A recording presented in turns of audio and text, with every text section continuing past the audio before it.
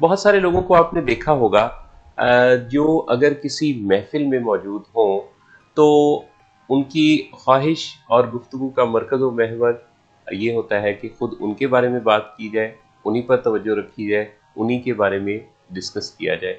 ऐसा क्यों होता है? ये कुछ ख़ास लोग ही किसी जगह बैठकर अपनी तरफ ही मुतवज्जे क्यों रखना चाहते हैं? और अगर तवज्जो उनसे ज़रा सी हटे तो वो किसी न किसी तरीके से अगेन उस तवज्जो को अपनी तरफ खींचने की कोशिश करते हैं। विशमाइला, क्या वजह होती है इसकी? सर अगर मैं एक सिंगल वर्ड में इसका आंसर करूं तो इज़्ज़त नफ्स का कम होना, यानी लो सेल्फ इस्टीम इसका एक वजह है। मेजर जो रीज़न इसकी ये है ठीक, क्योंकि बंदा अपनी नज़र में, वो लोग जिनका अपने बारे में जो नज़रिया है, अपने बारे में वो कोई ऐसा अच्छा नज़रिया नहीं रखते, अपने बारे में वो समझते हैं कि दे आर वर्थलेस और कोई इतने कमाल के वो नहीं है। बेसिक वजह तो इसकी ये है। ठीक।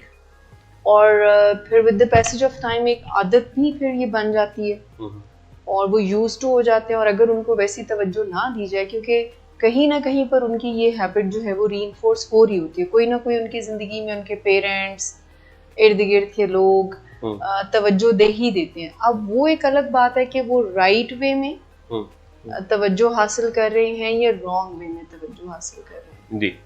तो वो जब रीइंफोर्स होती रहती है तो ये फिर प्रॉब्लम और बढ़ती रहती है। रीफोर्स जब होती रहेगी यही बात, और वजह उसकी पीछे लो सेल्फ इस्टीम है जी। तो ये जो हम उधर की कमी इधर से पूरी करने की कोशिश करते हैं, तो इसका नतीजा क्या निकल सकता है? इलनेसेस निकलती हैं, यानी साइकियाट्रिक प्रॉब्लम निकलती है, रिलेशनशिप प्रॉब्लम बहुत ज़्यादा निकलती है। क्योंकि जब आप किसी से अपनी तसल्ली के लिए तवज्जो चाहेंगे तो एक टाइम फिर ऐसा आता है कि आपकी तसल्ली होती नहीं है उस पर। फिर जो अगला बंदा आप जो कहते हैं वैसे वैसे करना शुरू हो जाता है। फिर वो फ्रस्ट्रेटेड भी होता है, फिर आपकी तसल्ली नहीं होती है, फिर वो रिश्ते जो हैं वो बीमारी का शिकार हो जाते हैं। यानी रिश्तों की बीमारियों में से एक ये है कि आप अटेंशन सीकिंग बिहेवियर को अडॉप्ट करें, जिससे फिर आफ्टर सम टाइम आपका जो रिलेशन है वो एक बोझ सा बन जाता है। क्योंकि आप कितना इस चीज़ पर कारबंद रह सकेंगे, कितना आप इस चीज़ को चला सकेंगे, आखिर को थक जाएंगे। जी बिल्कुल।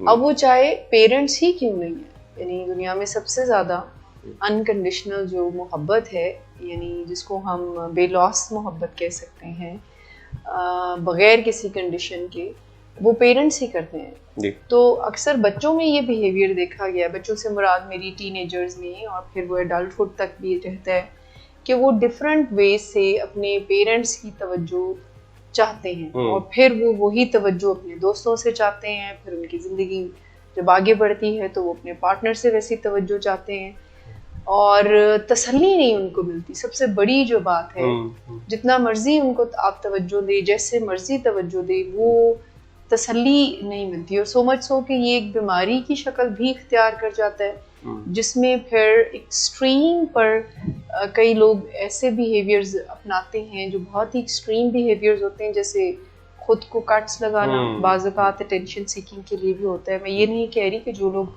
सेल्फ हार्म करते हैं वो प्योरली अटेंशन सीकिंग के लिए करते हैं, उसकी डिफरेंट वजूहात हैं, but one of the manifestation ये भी होती है कि अटेंशन सीकिंग के लिए फिर कुछ ऐसे बिहेवियर्स जो कि अनएक्सेप्टेबल होते हैं, ज़िद करना, धमकियां देना, घर से चले जाना, अपनी बातें मनवाना किसी भी हद तक, तो ये सारे बिहेवियर्स अटेंशन सीकिंग के लिए ही होते हैं। ऐसी ऐसी बातें कहना जो कि वालिदैन को बुरी लग सकती हैं, जिसके फिर नतीजे में वालिदैन फिर वो मानते हैं जो कि उनका नहीं दिल चाह रहा होता है, ऐसी ख्वाहिशात या ऐसी demands.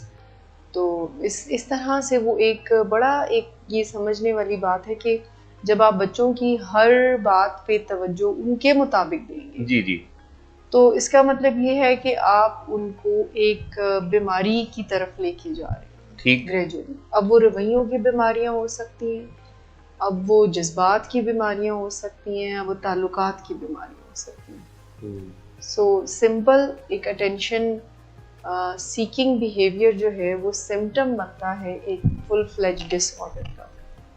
Right, right. Miss Zainab, आप भी इसमें अपना तायदी अंदाज इख्तियार कर रही थी, गोया आप भी इस बारे में अपना जी इनपुट रखती हैं। जी सर। जी।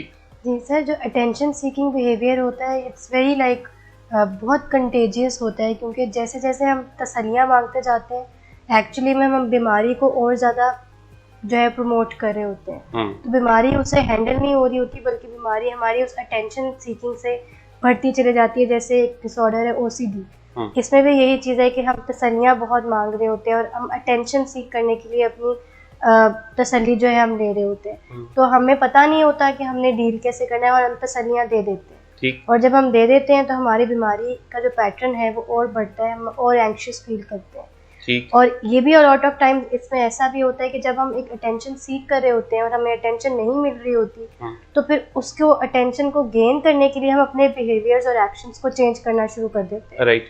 और वो हम एग्रेसिव भी हो जाते हैं, इम्पल्सिव हो जाते हैं, और फिर हमारे माइंड में सिर्फ यही चीज़ रन कर रही होती है कि हमने किसी ना किसी तरीके से अटेंशन ग्रैब करनी है। ठीक। और उससे हमारा ही जो बिहेवियर है वो ऑटोमेटिकली चेंज होना शुरू हो जाता है और नेगेटिव होना शुरू हो जाता है। राइट, राइट, बिल्कुल ठीक। सर बिस्मिल्लाह, मसले का हल क्या है? सर वही जैसे लफ्ज़ आपने बोला ना कि तसल्ली मांगे या अटेंशन सीकिंग जो बिहेवियर है, ये तो आप समझ लें अगर आपको कोई ऐसा फील हो रहा है, अगर किसी पेरेंट को ये फील हो रहा है कि उनका बच्चा जो है उनकी तवज्जो हासिल करने के लिए ऐसे रवैये अपना रहा है जो कि इनअप्रोप्रिएट है, जो ठीक नहीं है। बच्चे आप देख लें किसी मॉल में हो तो बहुत जिद करते हैं, नीचे लेट लेट कर रोना और बहुत शाउट करना, और तो पेरेंट्स ना चाहते हुए भी उनकी तरफ मुतवज्जो हो जाते हैं और फिर वो अपनी उस टाइम की शर्मिंदगी को दूर करने के लिए फिर उनकी बात माननी पड़ती है। खाना ना खाना, कहीं कहीं दिन कहीं कहीं घंटे भूखे रहना, ये भी एक बहुत कॉमन है। और फिर खुद को नुकसान पहुंचाने की बात करना कि अगर आपने मेरी बात नहीं मानी तो फिर मैं ये अपनी नसें काट लूंगा, मैं घर से चला जाऊंगा, या इस तरह की बातें। हाल इसका ये है कि आप किसी भी, क्योंकि ये बीमार रवैयों का साइन है, सो किसी बीमारी को रीइंफोर्स नहीं कर सकते। पहले तो इस बात को समझ लेना चाहिए कि आपके इस तरह तवज्जो देने पे, जो कि एक बीमार रवैये के थ्रू ली जाती है, अगर आप अपने बच्चों को या अपने लव्ड वन को उसके कहने पर, उसके मांगने पर, उसके मुताबिक उसकी तसल्ली के लिए तवज्जो देते हैं, तो इसका मतलब ये है कि आप हिस्सादार बन रहे हैं उनकी बीमारी। ठीक। तो सबसे पहले तो ये एक असूल हो कि हमने मांगने पे तवज्जो नहीं देनी। जी। ठीक।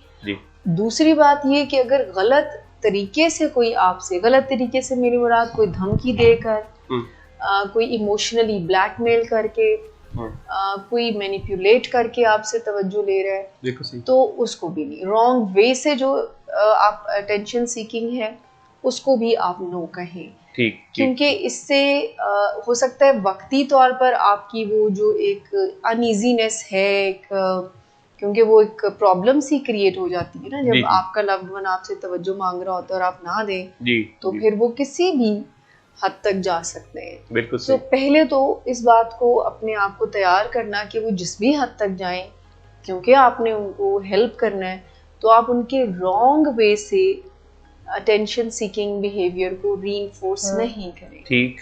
तो ये दो बातें जब आप समझ लेते हो तो फिर करना क्या है? करना ये है कि अपने ताल्लुक को बिल्कुल एक रियलिटी बेस रखना है। जो रिश्ते की नीड है उसको जरूर रखें। जैसे अगर पेरेंट्स और बच्चों का है तो उसकी मोहब्बत में मत कमी लाएं, उसकी इज्जत में मत कमी लाएं, लेकिन ये बात उनको इसकी आदत डालें यहाँ से शुरू करके कि जो, जैसे अगर कोई टीनेजर हैं या बच्चे हैं 10-12 से कम के और आपकी बात नहीं मानते और आपको बार बार उनको तवज्जो देनी पड़ती है, तो फिर आप एक प्लान बनाते हैं कि हम अपनी बात आहिस्ता आहिस्ता इनसे कैसे मनवाना शुरू करें, बजाय उनकी बात मानने के, बजाय उनके कहने पर उनको तवज्जो देने पे। तो आहिस्ता आहिस्ता जब आप कुछ ऐसे काम उनसे करवाते हैं शुरू में जिसमें आपको पूरा यकीन हो कि इन्होंने हाँ ही कहना है। बिल्कुल सही, बिल्कुल सही। ये बड़ा ही अहम नुक्ता है कि हम एकदम से जो एक ड्रास्टिक चेंज लाना चाहते हैं जी। वो वर्क नहीं करता जी। और वहां से खराबी पैदा होती वहाँ है। से खराबी। लेकिन एक सोचे समझे मंसूबे के तहत जैसे अगर कोई 2 हफ्ते तक आपकी हर बात को हाँ कहता है जी तो उसकी एक ब्रेन की प्रोग्रामिंग हो जाएगी और वो फिर उन मुश्किल बातों पर जिस पर अड़ फंस के उसने हाँ जी। कहना है उस पर भी वो हाँ कहने के इम्कानात उसके रोशन हो Exactly. जाएंगे। सो सबसे पहले तो जब हम इसको ख़त्म करने की बात करते हैं तो आप अपना ताल्लुक ऐसा बनाते हैं कि जिसमें आप बहुत सारी बातों पर उनसे हाँ करवाते हैं, जी बात मनवाते हैं, फिर आहिस्ता आहिस्ता उनकी वो इनसिक्योरिटी कम होना शुरू हो जाती सही है। सही ठीक, सही और उनको ऐसा रियलिस्टिक बेसिस पर फील करवाना कि वो इम्पोर्टेंट है, बट उसकी ज़्यादा कदर तब होगी जब वो अपनी नज़र में इम्पोर्टेंट हो। बिल्कुल सही बिल्कुल उनके सही। असल तो मसला सेल्फ इस्टीम का है। जी तो उनको ये एजुकेट करना कि उनकी अपनी नज़र में इज्जत ऊपर हो जाए, इसके लिए भी कुछ बंदोबस्त करें। बिल्कुल जहाँ पर बहुत डिसफंक्शनैलिटी है तो वहाँ पर ज़रूर हेल्प ली जाए, क्योंकि मोहसिन साहब अंदाज़ा नहीं होता छोटे छोटे बिहेवियर्स जी। ज़ाहिर कहने को वालिदैन छोटी छोटी बातों को एक्सेप्ट कर लेते हैं। अच्छा ये खिलौना दिला दे, नहीं दिलाया तो फिर ये होगा, वो दिला दिया फिर और बात, यही चीज़ें बड़ी हो जाती हैं और फिर ऐसी चीज़ें की डिमांड करते हैं बच्चे जो कि पेरेंट्स के लिए पॉसिबल नहीं होता। बिल्कुल सही बिल्कुल तो सही। शुरू से ही बच्चों को ना कहना सीखें, यानी शुरू से ही अपने रिश्तों में, जिस भी रिश्ते में आप हैं, ना की रवायत ज़रूर डालें, यानी जहाँ पर आप ना कहना चाहते हैं। बिल्कुल सही। फिर इस खौफ के बगैर कि अगला बंदा क्या करेगा। सो बिल्कुल आपकी बातचीत इतनी शानदार हो सकती है कि आप बिल्कुल गिल्ट में आए बगैर, बिल्कुल खौफ में आए बगैर अपने रिश्तों में ना के जो मुस्बत असरात हैं जी हमारे रिश्तों में, ना कहने के बहुत मुस्बत असरात हो सकते हैं बिल्कुल। जहाँ आप कहना चाहते हैं, क्योंकि हम अपने ताल्लुक को ख़राब नहीं करेंगे और बल्कि ना कहने से ताल्लुक मजबूत होते हैं जहाँ आप ना कहना चाहते हैं। तो हाउ टू से नो भी इसको बहुत हेल्प करता है कि आप ना कह सकें, फिर काम रह सकें और फिर रिश्ते पे कोई इसका इफेक्ट ना आए। बेहतरीन। ना कहना, काम रहना और रिश्ते का इफेक्ट ना होना, ये वो गोल है जिसे अचीव करने के लिए आपको सीखना पड़ता है और सीख कर बहरहाल ये काम आसानी से हो जाता है जो जी। बज़ाहिर एक बहुत ही मुश्किल टास्क नज़र आ रहा होता है। जहाँ आपको बीमारी के रवैये नज़र आते हैं तो उसके लिए डेफिनेटली हेल्प लें। बात मानने से आप बीमारी को बढ़ावा दे रहे हैं। बिल्कुल ऐसे ही।